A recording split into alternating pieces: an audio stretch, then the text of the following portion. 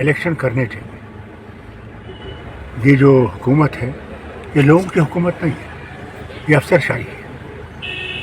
और जब तक लोगों की हुकूमत नहीं आएगी तो लोगों की मुसीबतें दूर नहीं होंगी। और उसके लिए ज़रूरी है कि लोगों की हुकूमत बने, लोग वोट डालें, लोग अपनी हुकूमत लाएं।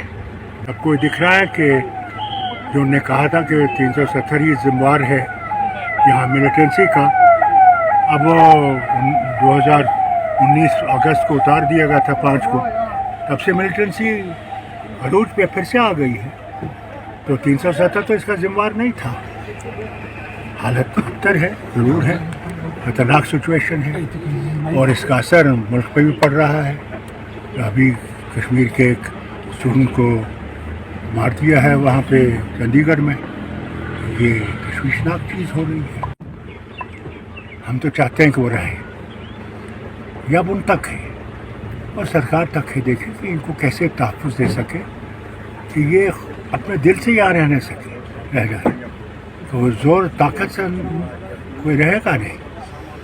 इसलिए जब तक इनको ये महसूस नहीं होगा कि हम लोग यहाँ पे सेफ हैं, तब तक ये भागते जाएंगे। कितना जब हम लेफ्टिनेंट गवर्नर साहब से मिले, हमने उनसे कहा कि साहब हम लोग अगर सबको बुलाएं, मैंने कहा बहुत अच्छी बात है, बुलाइए ईडू को कि बात करें और अगर कोई हल हमसे हो सकेगा कोशिश करेंगे उसको बताने के लिए सब मिलके कि क्या कैसे यहाँ सूरत कैसे बदल सकती है।